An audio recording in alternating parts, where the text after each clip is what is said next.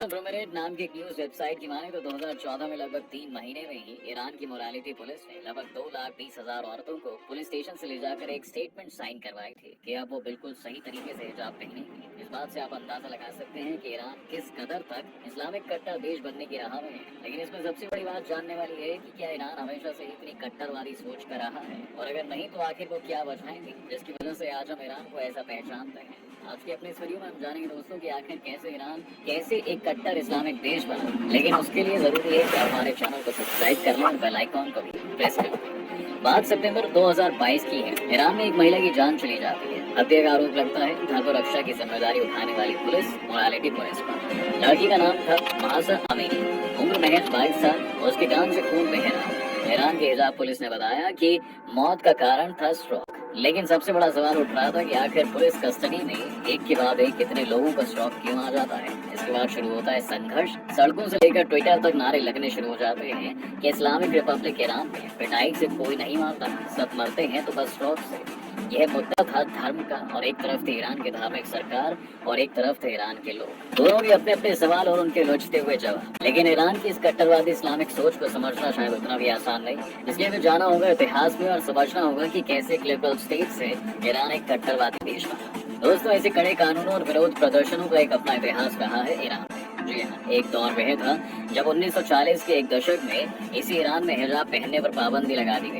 उसी समय ईरान की कमान थी वहाँ के पहलवी शाह राजा शाह की। बताया जाता है कि 1936 में उन्होंने इसके लिए बाकायदा एक कानून बनाते हुए हुक्म जारी किया था।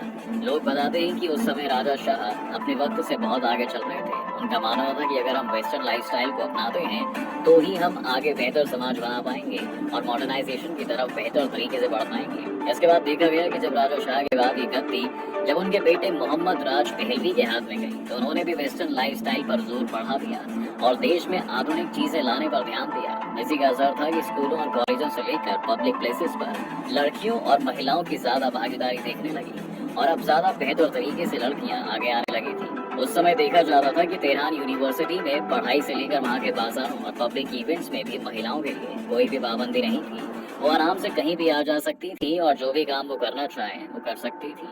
आइए कहानी पर एक बार फिर से थोड़ा पीछे चलते हैं 1950 के दशक में। दोस्तों, ये वही दौर था जब दुनिया दो हिस्सों में बटी हुई थी, अमेरिका और सोवियत। अपनी अपनी ताकत में चूर दुनिया के हर हिस्से पर अपना कब्जा जमाना चाहते थे। और इसी दौरान देखा गया कि अमेरिका के साथ दोस्ती बढ़ाने के चक्कर में मोहम्मद राज पहलवी कुछ ज्यादा ही डूब गए। वहीं आपको बता दें कि 1951 में ईरान में मोहम्मद मुसद्दीक प्रधानमंत्री चुने गए। उन्होंने आते ही ईरान की ऑयल इंडस्ट्री को नेशनलाइज करने का फैसला कर लिया था। बताया जाता है कि उस समय ईरान की ऑयल इंडस्ट्री पर ब्रिटेन का अच्छा खासा इन्फ्लुएंस था।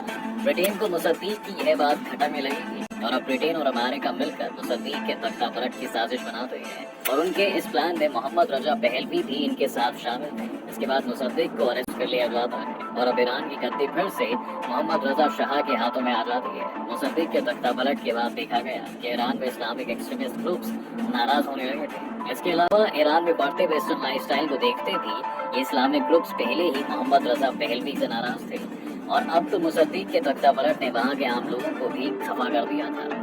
उस समय जब शाह के खिलाफ विरोध तेज होने लगा दोस्तों, तो वहाँ की औरतों ने एक नया तरीका अपनाना शुरू कर दिया। जिस हिजाब को पहनने पर कभी मनाही हुआ करती थी, अब कुछ औरतें उसी हिजाब को पहनकर शाह का विरोध करने लगी। इसके बाद शाह का निजाम ईरान में खत्म हो गया। आयतुल्लाह खोमैनी वहाँ के एक बड़े नेता के तौर पर उभरे। उन्होंने इस क्रांति को जन्म दिया था। उनकी लीडरशिप में ईरान में 1979 में इस्लामिक रिवॉल्यूशन हुई। अब एकदम से सब कुछ बदलना शुरू हो चुका था। जो ईरानी औरतें पहले खुले बाल लेकर घूमा करती थी, उन पर अब कानून लागू किए जाने लगे थे। इसके खिलाफ विमेंस डे के मौके पर 8 मार्च 1979 को वहाँ की महिलाओं ने आवाज उठाने की कोशिश भी की। तेहरान में हजारों महिलाओं ने प्रोटेस्ट भी किया, लेकिन आखिरकार 1981 में ईरान में हिजाब पहनना मैंडेटरी कर दिया गया।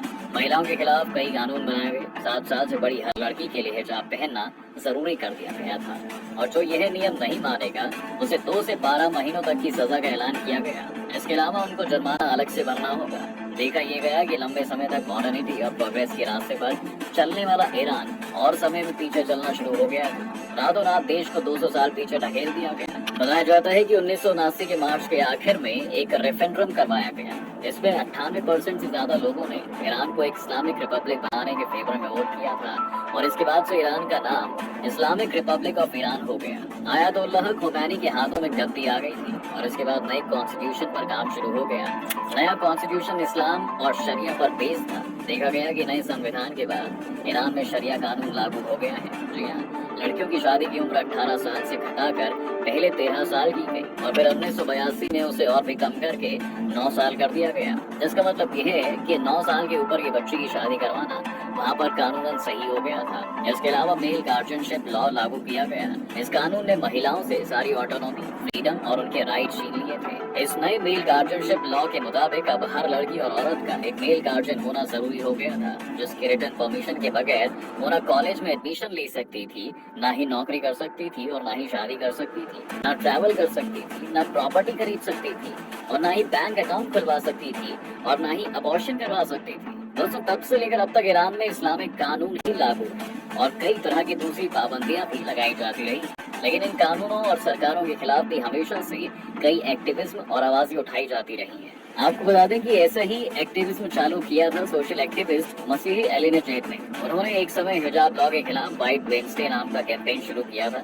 इसी के चलते उन्हें 2009 में ईरान छोड़ने पर मजबूर भी होना पड़ा था। बताया जाता है कि उनकी इस कैंपेन की शुरुआत एक फोटो से हुई थी, जहां उन्होंने एक फोटो सोशल मीडिया पर डाली। उस पर लंदन की सड़कों पर बिना हिजाब वाली ईरानी औरतों के बाल लहराते हुए दिख रहे थे और यह तस्वीर वायरल हो गई थी। दूसरी ओर भी कई ईरानी औरतों ने ऐसे ही फोटोज शेयर करना शुरू कर दिया था। इस कैंपेन का असर ये हुआ कि दुनिया भर में ईरान की सरकार की थू-थू होने लगी। पहले तो फेसबुक पर माई स्टिल फ्रीडम पेज पर कई ईरानी औरतों ने अपनी ऐसी ही तस्वीरें पोस्ट करना शुरू कर दिया। फिर साल 2017 में एक हैशटैग कैंपेन के जरिए महिलाओं से अपील की गई कि वे हिजाब कानून के विरोध में बुधवार को सफेद हेडस्कार्फ पहना करें। उसी साल 2017 में तेहरान से एक आइकॉनिक फोटो सामने आती है। 31 साल की एक औरत ने राजधानी तेहरान में अपने सफेद हिजाब को झंडा बनाकर लहरा दिया। इसकी सबसे खास बात यह थी कि यह सब उसी इंकलाब चौक पर हुआ जहां पर 1979 की इस्लामिक क्रांति हुई थी। इसके बाद मुवाहिद को भी अरेस्ट कर लिया गया था, लेकिन उनकी तस्वीर तब तक वायरल हो चुकी थी और इंकलाब चौक इसके बाद से